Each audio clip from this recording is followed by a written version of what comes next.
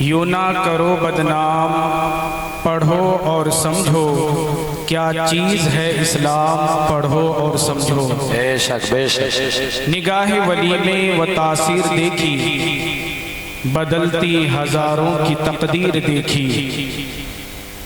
اور استاذ زمن حضرت علامہ حسن رضا خان علیہ رحمت الرحمن فرماتے ہیں کہ درد دل کر مجھے عطا یا رب، دے میرے درد کی دوا یا رب، لاج رکھ لے گناہ گاروں کی، نام رحمان ہے تیرا یا رب، بے سبب بخش دے نہ پوچھ عمل، نام غفار ہے تیرا یا رب، عیب میرے نہ کھول محشر میں، نام ستار ہے تیرا یا رب۔ اہل سنت کی ہر جماعت پر ہر جگہ ہو تیری عطا یا رب، دشمنوں کے لیے ہدایت کی تجھ سے کرتا ہوں التجا یا رب، تو حسن کو اٹھا حسن کر کے ہو مع الخیر خاتمہ یا رب۔ حضرات محترم، ہم سب کو معلوم ہے کہ آج کی محفل عید میلاد النبی صلی اللہ علیہ وآلہ وسلم کی جشن میں منعقد ہے، لہٰذا ہم سب کو چاہیے کہ ہم جتنی دیر بیٹھیں ادب کا لحاظ کریں اور کسی طرح کی بد اخلاقی بے ادبی کا مظاہرہ نہ کریں، کیونکہ یہ وہ محفل ہے جو آقا کریم صلی اللہ علیہ وآلہ وسلم کے تذکرہ کے لیے منعقد ہوئی ہے، لہٰذا جس طرح ذات پاک ہے اسی طرح بات بھی پاک ہے، لہٰذا ہم سب کو چاہیے کہ ہم جس طرح ذات کو مانتے ہیں اس طرح ان کی بات کو بھی مانیں۔ میں گزارش کروں گا ان حضرات سے جو ادھر ادھر ہیں، تھوڑی دیر کی محفل ہے، ہم عام دنوں میں کچھ نہ کچھ سنتے ہیں، سوشل میڈیا کا دور ہے، ہم موبائل کھولتے ہیں اوپن کرتے ہیں، ہمارے ڈسپلے میں مختلف مضامین پر چیزیں سامنے آ جاتی ہیں، ہم ان چیزوں کو بغور دیکھتے بھی ہیں سنتے بھی ہیں، لیکن میں آج چاہوں گا کہ آپ اپنا قیمتی وقت تھوڑی دیر کے لیے یہاں بھی دیں تاکہ ہم سب کے لیے یہ بیٹھنا باعث مغفرت بن جائے۔ حضرات محترم، ایک مرتبہ درود پاک پیش کریں، اللہم صلی علی سیدنا مولانا محمد معدن الجود والکرم وآلہ الکرام وابنہ الکریم وبارک وسلم صلاة و سلام علیکہ یا رسول اللہ صلی اللہ تعالی علیہ وسلم۔ میں نے درود شریف پڑھنے کا مطالبہ کیا اور آپ لوگوں نے پڑھا بھی، لیکن ہم نے کیوں پڑھا اور ہمیں کیوں پڑھنا چاہیے، اس کی وجہ ہم رسول کی بات سے سمجھتے ہیں، یعنی ہمارے نبی صلی اللہ علیہ وسلم نے خود پر درود پڑھوانے کے لیے کیا فضیلت بیان فرمائی۔ صحیح مسلم شریف حدیث کی دوسری سب سے بڑی کتاب، آقا کریم صلی اللہ علیہ وسلم کا فرمان عالی شان ہے کہ جو مجھ پر ایک بار درود پڑھتا ہے اللہ تعالیٰ اس پر 10 رحمتیں نازل فرماتا ہے۔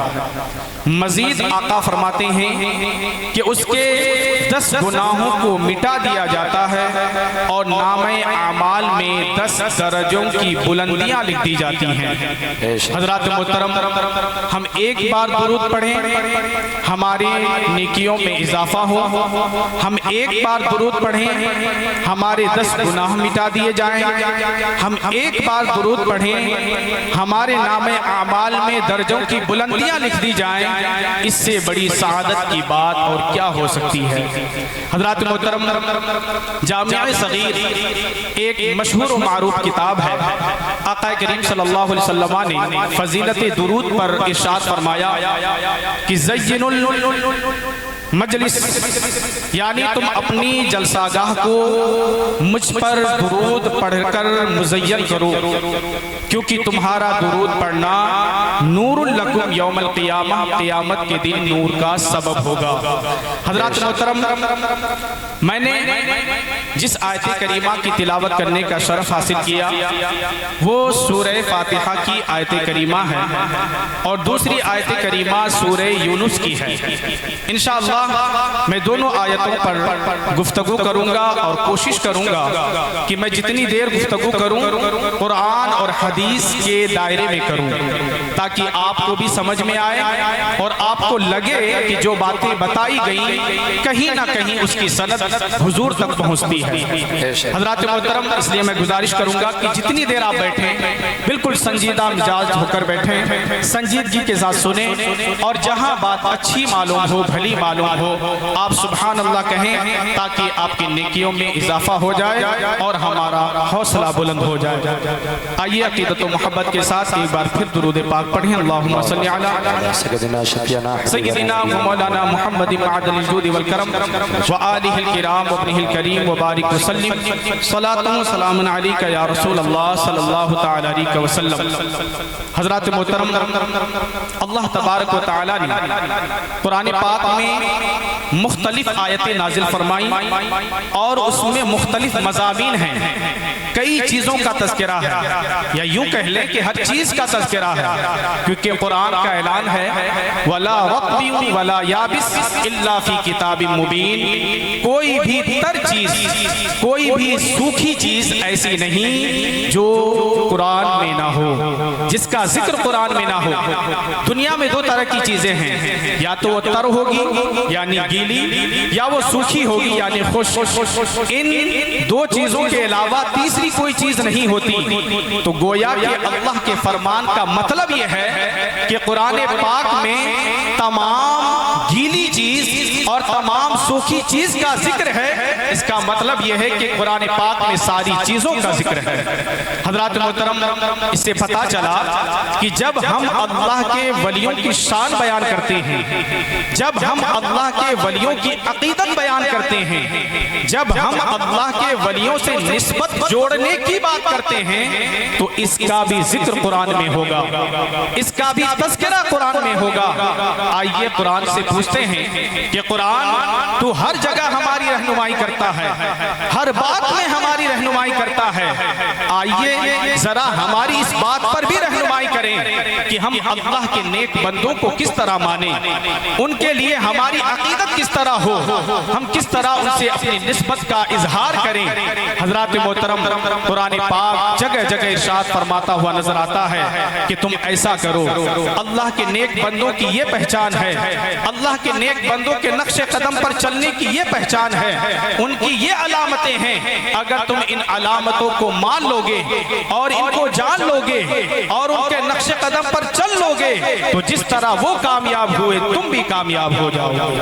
حضرات محترم، قرآن پاک کیا کہتا ہے، اللہ کا کلام کیا کہتا ہے، تو ہم شروع کرتے ہیں۔ سورۃ الفاتحہ قرآن پاک کی پہلی سورت ہے۔ جب ہم قرآن پاک کھولتے ہیں اور مطالعہ تلاوت شروع کرتے ہیں تو سب سے پہلی سورت جو نظر آتی ہے وہ سورۃ الفاتحہ ہے۔ سورۃ الفاتحہ کی تقریباً 15 نام ہیں۔ مفسرین نے فرمایا سورۃ الفاتحہ کا ایک نام سورۃ الشفا بھی ہے، اس وجہ سے کہ اگر کوئی شخص، حضور نے فرمایا کہ سورہ فاتحہ موت کے سوا ہر مرض کے لیے شفا ہے، اس نسبت سے اس کا نام سورۃ الشفا بھی ہے، اس کا نام سورۃ الحمد بھی ہے، کیونکہ اس میں اللہ کی حمد و ثنا بیان کی گئی ہے۔ اس سورت کا نام سورۃ الدعا بھی ہے، اس میں اللہ تعالیٰ نے اپنے بندے کو اپنی بارگاہ میں دعا کس طرح کرنی چاہیے، کیا مطالبہ کرنا چاہیے، ان تمام چیزوں کی تعلیم مرحمت فرمائی ہے۔ حضرات محترم، آئیے ہم سورہ فاتحہ کی تلاوت کرتے ہیں اور سمجھتے ہیں کہ ہم 5 وقتہ نماز میں جس سورہ فاتحہ کی تلاوت کرتے ہیں اس میں ہم کہتے کیا ہیں، اس میں ہم کیا کرتے ہیں، ہماری ترتیبی گفتگو کیا ہوتی ہے۔ اللہ سے ہم کلام ہوتے ہیں، کیونکہ نماز اللہ سے ہم کلام ہونے کا، اللہ سے بات کرنے کا ایک ذریعہ ہے۔ لہذا جب ہم کلام ہوتے ہیں تو ہم کیا بیان کرتے ہیں؟ اللہ تبارک و تعالیٰ فرماتا ہے الحمدللہ رب العالمین، تمام تر خوبیاں ثابت ہیں اللہ کے لیے جو سارے جہان کا رب ہے۔ حضرات محترم، ہماری شروعات گفتگو کی یعنی اللہ سے ہم کلام ہونے کی یہ ہے کہ ہم سب سے پہلے اللہ کی تعریف بیان کرتے ہیں، کیونکہ ہم جانتے ہیں کہ اللہ تبارک و تعالیٰ تمام بادشاہوں کا بادشاہ ہے، تمام تر بادشاہوں کا بادشاہ ہے، شہنشاہوں کا شہنشاہ ہے۔ جب کوئی رعایا اپنے شہنشاہ کے دربار میں جاتا ہے، جب کوئی رعایا اپنے سلطان کے دربار میں جاتا ہے تو پہلے اس کی تعریف کرتا ہے تاکہ سلطان کی توجہ، تاکہ سلطان کا دھیان اپنی طرف مفضول کر سکے، اور انسان کی فطرت یہ ہے کہ اپنی تعریف سے وہ خوش ہوتا ہے۔ حضرات محترم، اللہ تبارک و تعالیٰ کو بھی تعریف پسند ہے، اللہ تبارک و تعالیٰ کو اپنی تعریف کرانا محبوب ہے۔ اللہ نے تعلیم فرمائی، اللہ فرماتا ہے الحمدللہ رب العالمین، تمام تر خوبیاں اللہ کے لیے جو سارے جہان کا رب ہے۔ الرحمن الرحیم، جو رحمان ہے، مہربان ہے۔ مالک یوم الدین، جو یوم جزا کا مالک ہے، میدان محشر کا مالک ہے، قیامت کے دن کا مالک ہے، حساب و کتاب کے وقوع ہونے والے دن کا مالک ہے۔ وہ دن جس دن کوئی نہ رشتہ دار کام آئے گا، جس دن نہ کوئی ناتا کام آئے گا، جس دن باپ بیٹے کا نہیں، جس دن بیٹا باپ کا نہیں، ماں بیٹی کی نہیں، بیٹی ماں کی نہیں۔ حضرات محترم، ایسے وقت، ایسے دن کا مالک اگر کوئی ہے تو وہ اللہ ہے، اسی کی بادشاہت ہوگی، اسی کی حکومت ہوگی۔ اللہ فرماتا ہے مالک یوم الدین، جو یوم جزا کا مالک ہے۔ اللہ کی تعریف ہو گئی، اللہ کی حمد و ثنا بیان کر دی۔ ہم نے جان لیا کہ اللہ سارے جہان کا رب ہے، ہم نے جان لیا اللہ وہ ہے جو رحمان ہے، ہم نے جان لیا اللہ وہ ہے جو رحیم ہے، ہم نے جان لیا اللہ وہ ہے جو مالک یوم الدین ہے۔ جب ہم نے اللہ کو رحمان تسلیم کر لیا، جب ہم نے اللہ کو رب العالمین تسلیم کر لیا، جب ہم نے اللہ کو رحیم تسلیم کر لیا، جب ہم نے اللہ کو یوم جزا کا مالک تسلیم کر لیا، تو آپ بتائیں یہ ساری صفتیں کس کی ہیں؟ یہ سارے کمالات کس کے ہیں؟ یہ سارے کمالات اس رب ذوالجلال کے ہیں، یہ ساری صفتیں اللہ وحدہ لا شریک کی ہیں۔ حضرات محترم، جو ان صفتوں کا مالک ہوتا ہے، جو ان خوبیوں کا مالک ہوتا ہے، جو ان کمالات کا مالک ہوتا ہے، وہی تو معبود ہوتا ہے۔ حضرات محترم، جب ہم نے مان لیا کہ اللہ معبود ہے تو اب بندے کو کیا کرنا چاہیے؟ بندے کو یہ کرنا چاہیے جس کے لیے اللہ نے جس کے لیے اس کو پیدا کیا ہے۔ سورہ زاریات میں اللہ نے انسان کی تخلیق کا مقصد بیان فرمایا اور کہا وَمَا خَلَقْتُ الْجِنَّ وَالْإِنسَ إِلَّا لِيَعْبُدُونَ، میں نے انسان اور جنات کو صرف اس لیے پیدا کیا ہے تاکہ وہ میری عبادت کریں۔ مطلب یہ ہے کہ بندہ ہے تو عبادت کرے گا، مطلب یہ ہے کہ بندہ ہے تو سجدہ کرے گا، وہ مسجود ہے، وہ معبود ہے۔ کوئی ساجد ہو تو وہ بندہ ہو، کوئی عابد ہو تو وہ بندہ ہو۔ اسی لیے بندے نے جب اللہ کو رحمان تسلیم کر لیا، رحیم تسلیم کر لیا، اب یعنی کہ اس اللہ کو معبود مان لیا، تو اب بندہ اپنی عاجزی کا اظہار کرتا ہے، اپنی عبدیت کا اظہار کرتا ہے اور اللہ کی بارگاہ میں عرض کرتا ہے ایاک نعبد و ایاک نستعین، اے اللہ ہم تیری ہی عبادت کرتے ہیں اور حقیقی مدد تجھی سے طلب کرتے ہیں۔ حضرات محترم، مطلب یہ ہے کہ عبادت کا حقدار وہ رب ہے جو سارے عالم کا رب ہے، عبادت کا حقدار وہ ہے جو رحمان ہے، عبادت کا حقدار وہ ہے جو رحیم ہے، عبادت کا حقدار وہ ہے جو مالک یوم الدین ہے۔ اس لیے ہم عبادت کرتے ہیں اور صرف عبادت ہی نہیں کرتے، آگے ہم کہتے ہیں وَإِيَّاكَ نَسْتَعِينُ، اے اللہ ہم تجھی سے مدد چاہتے ہیں۔ ایک بندہ عالم تصور میں سوال کرتا ہے یا اللہ ہم تجھ سے مدد طلب کرتے ہیں لیکن تیرا نظام بڑا نرالا ہے، ہم دیکھتے دیتے ہیں, کبھی ہم ماں سے مدد طلب کرتے ہیں, کبھی ہم والد سے مدد طلب کرتے ہیں, کبھی ہم دوست و احباب سے مدد طلب کرتے ہیں, کبھی ہم برادری خاندان والے سے مدد طلب کرتے ہیں. یعنی ہماری مدد دوسرے لوگ بھی کرتے ہیں. یا اللہ تو بھی مددگار اور بندے بھی مددگار, آخر ان مدد کرنے والوں میں فرق کیا ہے؟ یا اللہ تو بھی مالک اور بندے بھی مالک, کوئی مکان کا مالک, کوئی دکان کا مالک, کوئی زمین کا مالک, کوئی کسی خطے کا مالک, کوئی کسی سلطنت کا مالک, کوئی کسی ملک کا مالک. یا اللہ مالک تو بھی, مالک یہ بندے بھی. یا اللہ مستعین تو بھی, بندے بھی مستعین. یا اللہ ہم فرق کیسے کریں؟ عالم تصور میں بندہ سوال کرتا ہے, اللہ کی طرف سے جواب ملتا ہے, اے میرے بندو وہ مالک تو ہیں لیکن عبادت کے حقدار نہیں, وہ مالک تو ہیں لیکن وہ مسجود نہیں, وہ مالک تو ہیں لیکن وہ معبود نہیں. یعنی وہ مالک تو ہیں, انہیں میں نے طاقت دی ہے کسی چیز پر ملک حاصل کرنے کی, میں نے اسے مالک بنایا ہے. یعنی وہ کسی چیز کا مالک ہے, میری عطا سے ہے, مجھے کسی نے کوئی طاقت نہیں عطا کی, مجھے کسی نے کوئی ملکیت عطا نہیں کی. میری جو ملکیت ہے وہ بذات خود ہے, اور بندے کی جو ملکیت ہے وہ عطائی ملک ہے. حضرات محترم, اسی طرح آپ نظام کو چلاتے جائیں, آپ دستور کو سمجھتے جائیں. یہ جو بندے مدد کرتے ہیں, خواہ کوئی اللہ کا خاص بندہ ہو, کوئی زندہ ہو یا بعد وفات ہماری مدد کریں, تو یہ اگر مدد کرتے ہیں تو یہ اللہ کی مدد ہوتی ہے, لیکن بالواسطہ ہوتی ہے, انڈائریکٹلی ہوتی ہے.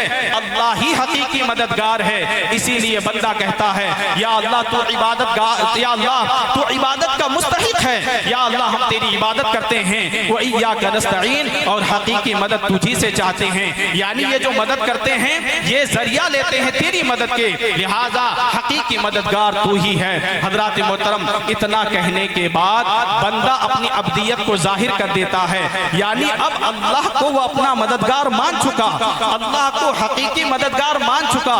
اب جب اللہ کو معبود بھی مان لیا, اب جب اللہ کی تعریف بھی کر دی, اب جب اللہ کو اپنا مددگار مان چکا, تو اب باری ہے مدد مانگنے کی, اب باری ہے عبادت کا فائدہ حاصل کرنے کی, اب باری ہے اللہ کی حمد کا فائدہ حاصل کرنے کی. حضرات محترم, اب بندہ کیا کہتا ہے؟ اللہ نے فرمایا, اے بندو جب میری تعریف کر چکو, اے بندو جب اپنی عبدیت کا اقرار کر چکو, اے بندو جب تم مجھے اپنا مددگار مان چکو, تو اب میری بارگاہ میں اس طرح اپنا عریضہ پیش کرو, اس طرح دعا کرو. وہ دعا کیا ہے جس کی نسبت سے اس سورہ فاتحہ کو سورۃ الدعاء بھی کہا جاتا ہے؟ حضرات محترم, وہ دعا یہ ہے, اہدنا الصراط المستقیم, اے اللہ ہمیں سیدھی راہ چلا. حضرات محترم, یہاں بندہ اللہ سے سیدھی راہ چلنے کا مطالبہ کر رہا ہے, اللہ کی بارگاہ میں سیدھی راہ چلنے کا مطالبہ کر رہا ہے, اور کہہ رہا ہے, یا اللہ اگر ہمیں کسی راستے پر چلا تو وہ راستہ سیدھا ہو, صراط مستقیم ہو. حضرات محترم, اب سوال یہ اٹھتا ہے کہ سیدھا راستہ کون سا ہے؟ ہم کسی سے کچھ مانگتے ہیں اور ہم یوں ہی مجھول رکھیں اور اس کو ظاہر نہ کریں. دکاندار سے ہم جب خریداری کریں تو کہیں بھائی مجھے وہ دے دو, بھائی مجھے یہ دے دو, تو دکاندار مشکوک ہو جائے گا, پریشان ہو جائے گا. وہ آپ سے پوچھے گا, بھیا بتاؤ آپ چاہتے کیا ہو, اس چیز کا نام لو, جب ہم نام لیں گے وہ چیز ہمیں مل جائے گی. یہ دو وہ دو کہنے سے ہمیں کچھ نہیں ملتا. ٹھیک اسی طرح ہم نے اللہ سے سیدھی راہ مانگ لیا, اب وہ سیدھا راستہ کون سا ہے, وہ کون سا راستہ ہے جو سیدھا ہے؟ اللہ نے خود اس کا جواب ارشاد فرمایا, صراط الذین انعمت علیہم, ان لوگوں کا راستہ اے اللہ جن پر تو نے انعام کیا. مطلب یہ ہے کہ کچھ بندے ایسے ہیں جو ایسے راستے پر چلے ہیں, ان راستے پر چل کر ان کو اللہ کی طرف سے انعام ملا ہے.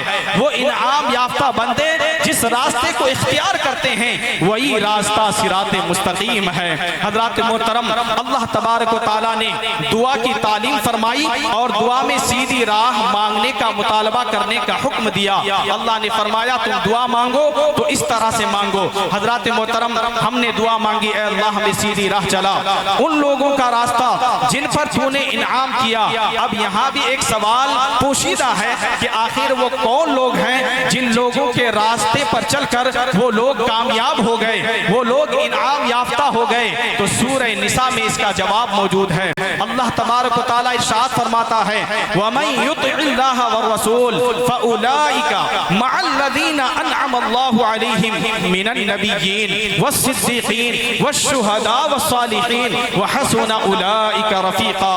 اللہ تبارک و تعالیٰ ارشاد فرماتا ہے وَمَن يُطِعِ اللَّهَ وَالرَّسُولَ، اور جو بھی اللہ اور رسول کی اطاعت کرے، اللہ و رسول کی فرما برداری کرے، اللہ تبارک و تعالیٰ کے حکم کو مانے، رسول کی اطاعت کرے، فَأُولَٰئِكَ، تو وہ لوگ یعنی جو اللہ کی اطاعت کرتے ہیں، جو رسول کی اطاعت کرتے ہیں، وہ لوگ فَأُولَٰئِكَ، وہ لوگ مَعَ الَّذِينَ، ان لوگوں کے ساتھ ہوں گے، یعنی جو اللہ کے مطیع و فرما بردار ہیں، جو رسول کے مطیع و فرما بردار ہیں، یہ لوگ ان لوگوں کے ساتھ ہوں گے انعم اللہ علیہم، جن پر اللہ نے انعام کیا۔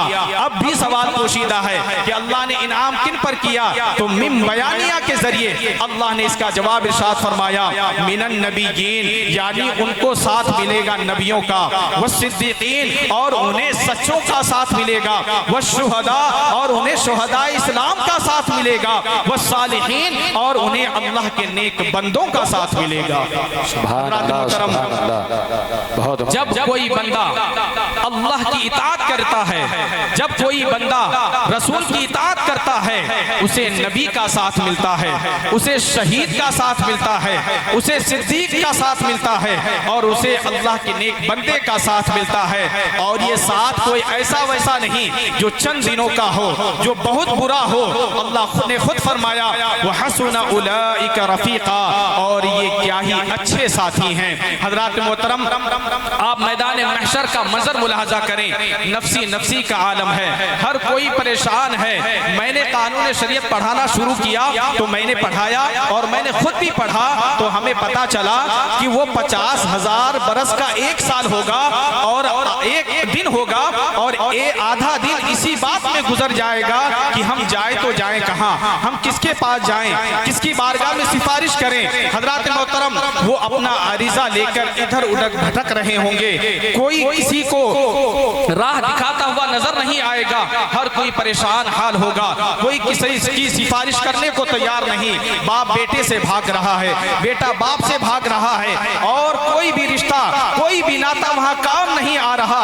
آدھے دن کے بعد لوگوں کو خیال آئے گا تو وہ حضرت آدم علیہ السلام کے پاس جائیں گے، پھر وہ دھیرے دھیرے الگ الگ نبیوں کے پاس جائیں گے، پھر آخرکار ہمارے نبی کی بارگاہ میں عرض کریں گے یا رسول اللہ آپ ہماری سفارش فرما دیں۔ حضور فرمائیں گے انا لہا، میں اس کے لیے تیار ہوں۔ آپ سجدہ کریں گے اور ایسا طویل سجدہ ہوگا جس سجدے میں آپ اللہ کی بارگاہ میں حمد بیان کریں گے، اللہ کی بڑائی بیان کریں گے، زارو قطار روئیں گے، اور پھر جب اللہ تبارک و تعالیٰ یہ منظر ملاحظہ فرمائے گا تو اللہ ارشاد فرمائے گا ارفع راسک یا محمد، اے محمد صلی اللہ علیہ وسلم اپنے سر مبارک کو اٹھائیے۔ حضرات محترم، یہ وہ رسول ہیں جو اپنے گنہگار بندوں کی بخشش کرا رہے ہیں، یہ وہ رسول ہیں جو ایسے وقت میں کام آ رہے ہیں جب کوئی کام نہیں آتا۔ حضرات محترم، ایسے وقت میں نبی کا ساتھ ملے گا۔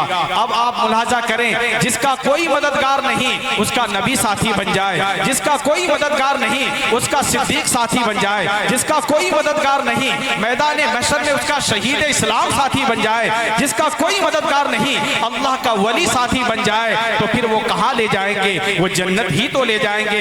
لہذا اس لیے ضروری ہے کہ ہم اپنی زندگی میں بھی اللہ کے ولیوں کی صحبت اختیار کریں، اور آخرت میں بھی اللہ کی یہ نبی اللہ کے ولیوں کی یہ صحبت کام آئے گی اور ہمیں بخشش کا ذریعہ بنائے گی۔ حضرات محترم، اللہ تبارک و تعالیٰ نے ارشاد فرمایا فَأُولَٰئِكَ مَعَ الَّذِينَ أَنْعَمَ اللَّهُ عَلَيْهِمْ مِنَ النَّبِيِّينَ، وہ نبیوں کی جماعت ہے جو جماعت اللہ تبارک و تعالیٰ کی انعام پا چکی ہے، وہ صدیقین کی جماعت ہے جو جماعت اللہ کی طرف سے انعام پا چکی ہے، وہ شہداء اسلام کی جماعت ہے جو جماعت اللہ سے انعام پا چکی ہے، اور وہ اللہ کے نیک بندوں اللہ کے ولیوں کی جماعت ہے جو انعام پا چکی ہے۔ حضرات محترم، محترم انہوں نے راستہ اللہ کا اختیار کیا، راہ خدا اختیار کیا، انہیں انعام ملا، تو ہمیں بھی گمان غالب ہے کہ جب ہم ان کے راستے پر چلیں گے جو کہ راہ خدا ہے، جو کہ اللہ کا راستہ ہے، تو جس طرح یہ انعام کے حقدار ہوئے اسی طرح ہم بھی انعام کے حقدار ہو جائیں۔ سبحان اللہ، بہت نعرہ تکبیر، نعرہ رسالت، نعرہ رسالت، عرس مقدس، عرس مقدس حضرت علامہ و مولانا مفتی ریحان صاحب قبلہ، نعرہ تکبیر، نعرہ رسالت۔ حضرات محترم، ان آیتوں سے ہمیں پتا چلا کہ اللہ کے نیک بندوں کا رتبہ کیا ہے، لہٰذا ہم سب کو چاہیے کہ جو دعا ہم مانگ رہے ہیں اس دعا میں ہم کیا مانگ رہے ہیں اس کا ترجمہ ہمیں یاد ہونا چاہیے، اس کا علم ہمیں یاد ہونا چاہیے، اور اس کی جانکاری ہونی چاہیے کہ ہم کہہ کیا رہے ہیں، اللہ کی بارگاہ میں کہہ کیا رہے ہیں۔ حضرات محترم، پھر نماز میں لطف آنے لگے گا۔ حسان الوجوہ، اللہ کے نیک بندے، اللہ کے خوبصورت چہرے والے بندوں سے مطالبہ کرو۔ حضرات محترم، اس حدیث کا مطلب کیا ہے، اس روایت کا مطلب کیا ہے کہ اللہ تبارک و تعالیٰ کا وہ بندہ جو خوبصورت چہرہ رکھتا ہے، وہ بندہ جو شکل و صورت میں بہت اچھا ہے، ہم اس سے اپنی حاجتیں طلب کریں، ہم اس سے خیر مانگیں، اس سے بھلائی مانگیں۔ اللہ بھلائی دینے والا ہے، اللہ تبارک و تعالیٰ حاجت روا ہے، لیکن اللہ کے نبی فرماتے ہیں کہ وہ لوگ جو اچھی شکل والے ہیں، جو خوبصورت ہیں، وہ بھی حاجتیں پوری کرتے ہیں، وہ بھی بھلائیاں عطا کرتے ہیں۔ اس حدیث کا مفہوم کیا ہے، اس کا مطلب کیا ہے؟ حضرات محترم، ہماری نظر میں الگ الگ لوگ الگ الگ اعتبار سے خوبصورت ہے۔ کوئی اچھا لباس پہن لیا ہمیں خوبصورت نظر آتا ہے، کوئی اچھا وضاحت اختیار کر لیا تو ہمیں خوبصورت نظر آتا ہے، کوئی بہت اچھا میک اپ کر لیا ہمیں خوبصورت نظر آتا ہے، لیکن اللہ کے نظر میں اور اللہ کے یہاں کون بندہ ہے جو بہت خوبصورت ہے؟ حضرات محترم، اللہ کے نبی صلی اللہ تعالی وسلم نے ارشاد فرمایا، یہ وہ بندے ہیں جو اللہ کی راہ اختیار کرتے ہیں اور اپنی زندگی کو اللہ کی عبادت میں مصروف کر دیتے ہیں اور صبح و شام اللہ کی عبادت کرتے ہیں اور ان کا چہرہ خوبصورت ہو جاتا ہے، یعنی ہر مخلوق اس کی طرف مائل ہو جاتی ہے، جو بھی اس کی صحبت اختیار کرتی ہے، جو بھی مخلوق وہ اسے خوبصورت نظر آتی ہے۔ حضرات محترم، چاہے انسان کالے رنگ کا ہو، چاہے انسان ساولے رنگ کا ہو، چاہے انسان گورے رنگ کا ہو، اگر اس کا اخلاق و کردار اچھا نہیں ہے تو پھر وہ بدصورت ہو جاتا ہے، کوئی اس کے بغل گیر نہیں ہوتا۔ لیکن اگر کسی کا کردار اچھا ہوتا ہے، کسی کا اخلاق اچھا ہوتا ہے، کسی کا بیہیویئر اچھا ہوتا ہے، تو پھر اللہ تبارک و تعالیٰ کے فضل سے مخلوق کے خدا اس کے ارد گرد ڈولتی نظر آتی ہے اور اس کی صحبت اختیار کرتی ہوئی نظر آتی ہے۔ حضرات محترم، ایک اور حدیث ہے سنن ابن ماجہ کی، آقا کریم صلی اللہ تعالی وسلم نے فرمایا، من عادى للہ ولیا فقد بارز اللہ بالمحاربہ، یعنی جس نے بھی اللہ کے نیک بندے سے دشمنی مول لی، عداوت رکھی، اس نے اللہ سے اعلان جنگ کر دیا۔ حضرات محترم، اللہ کا نیک بندہ چاہے باحیات ہو یا وفات کے ساتھ ہو، ہم سب کو چاہیے کہ ہم ان کی قدر کریں اور ان کی صحبت اگر اختیار کریں تو کوئی بھی گستاخانہ لہجہ اختیار نہ کریں، کیونکہ اللہ تبارک و تعالیٰ نے خود فرمایا، حدیث قدسی بھی ہے، اللہ نے فرمایا جو بھی میرے کسی نیک بندے کو دشمن رکھتا ہے گویا کہ وہ مجھے دشمن رکھتا ہے، اور جو اللہ کو دشمن رکھتا ہے اس کا ٹھکانہ جہنم ہے۔ حضرات محترم، اللہ کی ولیوں کی عقیدت ہمارے دل میں ہونی چاہیے، ان کے رتبے کی چمک ہمارے دل میں ہونے چاہیے اور ان کا احترام ہم دل سے کرنے لگیں۔ حضرات محترم، ایک اور پیاری حدیث ہے صحیح البخاری کی کہ اللہ کے ولیوں کی کتنی فضیلت ہے اور ہمیں اللہ کے ولیوں کا دامن کیوں تھامنا چاہیے۔ آقا کریم صلی اللہ تعالی وسلم نے، حدیث قدسی ہے، آقا کریم صلی اللہ تعالی وسلم نے فرمایا، اللہ تبارک و تعالی فرماتا ہے کہ میرا کوئی بھی بندہ فرض کے ادائیگی کے علاوہ مجھ سے سب سے زیادہ قریب نہیں ہوتا ہوتا، یعنی میرا بندہ جب مجھ سے قریب ہوتا ہے تو وہ فرض کی ادائیگی کے ذریعے ہی ہوتا ہے، لیکن بہت سے ایسے چنندہ بندے ہیں جو فرض کی ادائیگی کرتے ہیں، یعنی فرض روزہ ادا کرتے ہیں، فرض حج ادا کرتے ہیں، فرض زکوٰۃ ادا کرتے ہیں، اور فرض نماز ادا کرتے ہیں، اور دیگر جو بھی فرائض و واجبات ہیں ان کی ادائیگی تو کرتے ہی کرتے ہیں، ساتھ میں مزید وہ نفلی عبادتیں بھی کرتے ہیں، یعنی نفلی روزہ رکھتے ہیں، نفلی نمازیں پڑھتے ہیں، اوراد و وظائف کرتے ہیں، درود پاک پیش کرتے ہیں۔ جب میرا بندہ فرض کی ادائیگی کے ساتھ ساتھ نفلی عبادتیں کثرت سے کرتا ہے تو میں اسے محبوب بنا لیتا ہوں، اور جب میں اسے محبوب بنا لیتا ہوں تو میں اس کا کان ہو جاتا ہوں جس سے وہ سنتا ہے، میں اس کا ہاتھ ہو جاتا ہوں جس سے وہ پکڑتا ہے، میں اس کا پیر ہو جاتا ہوں جس سے وہ چلتا ہے، میں اس کی آنکھ ہو جاتا ہوں جس سے وہ دیکھتا ہے۔ حضرات محترم، اللہ تبارک و تعالی مزید ارشاد فرماتا ہے، صرف یہی نعمتیں اسے عطا نہیں کرتا بلکہ جب بھی میرا وہ بندہ مجھ سے کچھ مانگتا ہے تو میں اسے ضرور عطا کرتا ہوں، اور اگر وہ مجھ سے پناہ مانگتا ہے تو میں اسے ضرور پناہ عطا کرتا ہوں۔ حضرات محترم، یہ صحیح البخاری کی حدیث ہے۔ اس حدیث میں دو تین باتیں پتہ چلی۔ ایک تو یہ کہ انسان اللہ کا ولی یعنی اللہ کا مقرب بندہ، اللہ کا محبوب بندہ تبھی بن سکتا ہے جب وہ فرض کی ادائیگی کرے گا، اور ساتھ ہی ساتھ اسے فضیلتیں تب ملیں گی جب وہ نفلی عبادتیں بھی کرے گا۔ آج کا مسلمان محاسبہ کرے اور خود کو جھانکے کہ ہم کتنے فرائض کی ادائیگی کر رہے ہیں، ہم نمازی کتنے ہیں، ہم روزہ دار کتنے ہیں، ہم حج کی ادائیگی کس طرح کرتے ہیں، اور کتنے ہیں جو صاحب ثروت ہونے کے باوجود، صاحب مال ہونے کے باوجود حج ادا نہیں کرتے، زکوٰۃ ادا نہیں کرتے، اور پھر اللہ کی بارگاہ میں دعا کرتے ہیں۔ جب دعا مقبول نظر نہیں آتی ہے تو وہ در بدر بھٹکتے ہیں اور گلا و شکوہ کرتے ہیں کہ صاحب میری تو دعا قبول ہی نہیں ہوتی، آپ ذرا دعا کر دیں۔ حضرات محترم، یہ بندہ یہ بھی ہے جو اللہ کی بارگاہ میں دعا کرتا ہے، بندہ وہ بھی ہے جسے وہ دعا کرنے کے لیے کہتا ہے، اپنی دعاؤں سے وہ مایوس کیوں ہو گیا؟ کیونکہ اسے لگا کہ میں اللہ تبارک و تعالیٰ کی کما حق و عبادت نہیں کرتا۔ حضرات محترم، اگر ہم فرض عبادتیں کر لیں اور نفلی عبادتوں کی کثرت کر لیں تو اللہ خود فرماتا ہے کہ جب وہ مجھ سے مانگتا ہے تو میں اسے ضرور عطا کرتا ہوں۔ حضرات محترم، پھر ہم وہ گلا شکوہ کرتے نظر نہیں آئیں گے، پھر ہم یہ کہتے ہوئے نظر نہیں آئیں گے کہ ہماری دعائیں قبول نہیں ہوتی، ہماری اولاد نہیں ہوتی، ہمارے مال میں اضافہ نہیں ہوتا، ہماری پریشانیاں دور نہیں ہوتی۔ حضرات محترم، یہ وہی رب ہے جو پریشانیوں میں مبتلا کرتا ہے، آزمائش ہے، امتحانات لیتا ہے، اور یہ وہی رب ہے جو ان آزمائش کے بعد اس سے خلاصی عطا کرتا ہے اور اس سے چھٹکارا عطا کرتا ہے۔ حضرات محترم، ہم سب کو چاہیے کہ ہم فرض کی ادائیگی کریں۔ حضرات محترم، اللہ کے نیک بندے جس طرح باحیات ہوتے ہیں اور رتبے والے ہوتے ہیں اور جس طرح یہ کرامات والے ہوتے ہیں زندگی میں، ظاہری زندگی میں، اسی طرح بعد وفات بھی ہوتے ہیں۔ المعجم الکبیر، یہ تفسیر کبیر جو بہت ہی امام رازی رحمۃ اللہ تعالی علیہ کی معرکۃ الآراء تفسیر ہے، اس میں وہ لکھتے ہیں، الا اولیاء اللہ لا یموتون ولکن ینقلون من دار الی دار، یعنی اللہ کے جو ولی ہیں وہ مرتے نہیں ہیں، وہ وفات پاتے ہیں لیکن ایک در سے وہ دوسری در، ایک جگہ سے وہ دوسری جگہ، ایک مقام سے وہ دوسرے مقام منتقل ہو جاتے ہیں۔ حضرات محترم، یہ منتقل ہونا صحیح مسلم شریف کی حدیث سے بھی ثابت ہے۔ اللہ کے نبی صلی اللہ تعالی وسلم نے فرمایا کہ جب انسان مر جاتا ہے اور جب اس کے قرابت دار اس کو قبر میں رکھ آتے ہیں اور دفن کر دیتے ہیں، جب وہ لوٹ آتے ہیں تو مردہ ان کے جوتوں کی آواز کو سنتا ہے، اور سننے کے بعد وہ کہتا ہے کہ میرے لیے مغفرت کی دعا کرنا۔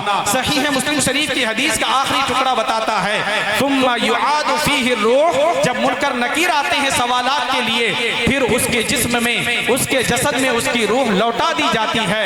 تو یہ عام بندے کے حالات ہیں، یہ عام مومنین کے حالات ہیں، یہ عام بندوں کے حالات ہیں۔ اس میں مسلمان بھی داخل ہے، اس میں غیر مسلم بھی داخل ہے، اس میں مومن بھی داخل ہے، اس میں کافر بھی داخل ہے، یعنی ہر کسی کی روح لوٹا دی جاتی ہے۔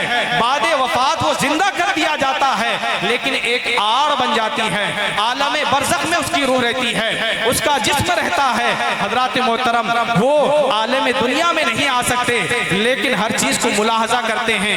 یہ ایک حدیث صحیح بخاری کی ہے، پیارے آقا صلی اللہ تعالی وسلم نے ایک دفعہ نماز پڑھایا اور آپ نے اپنے دست مبارک کو آگے بڑھایا اور پھر کھینچ لیا۔ یہ نماز ایک کسوف ہے جو بارش کے لیے نماز پڑھی جاتی ہے، بارش کی طلب کرنے کے لیے آقا کریم صلی اللہ تعالی وسلم نے نماز کے دوران اپنے دست مبارک کو دراز کیا اور پھر کھینچ لیا۔ صحابہ نے بعد میں فارغ ہونے کے بعد عرض کیا، یا رسول اللہ آج آپ نے خلاف عادت ایک معاملہ کیا ہے، آپ دوران نماز اپنے دست مبارک کو بڑھاتے ہیں اور پھر کھینچ لیتے ہیں، معاملہ کیا ہے، معاملہ کیا ہے؟ حضور نے فرمایا سنو، میں جنت کا پھل توڑ رہا تھا، اگر میں توڑ لیتا تو دنیا میں جتنی مخلوقات ہیں وہ سب کھا لیتی، پھر بھی وہ پھل ختم نہیں ہوتا اور وہ کبھی بھوکے نہیں ہوتے۔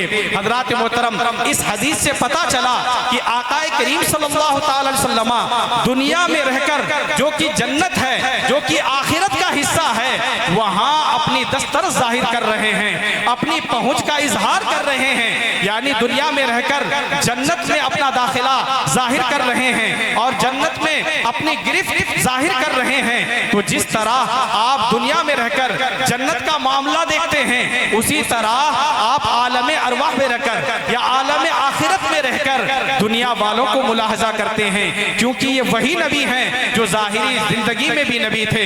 نبی کی نبوت وفات کی وجہ سے چھینی نہیں جاتی۔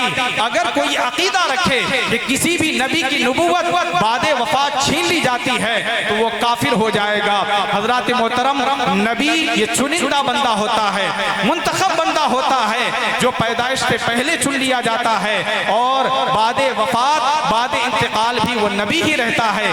اسی لیے تمام انبیاء کرام کو حکم ہوا معراج کی رات کہ سب کے سب صف بصف ہو جاؤ، میرے محبوب امامت فرمانے والے ہیں۔ حضرات محترم تمام تر انبیاء کرام کی روحیں وہاں اکٹھا ہوئیں اور سب نے باجماعت نماز ادا کی۔ اس سے پتا چلا کہ انبیاء کرام بعد وفات بھی انبیاء ہی ہیں۔ مطلب میرے کہنے کا یہ ہے کہ جو بھی اللہ کا خاص بندہ ہوتا ہے، جو طاقتیں، جو قوتیں، جو کمالات، جو خوبیاں اسے ظاہری زندگی میں ملتی ہیں، بعد وفات بھی وہ خوبیاں ان کے ساتھ ہی رہتی ہیں۔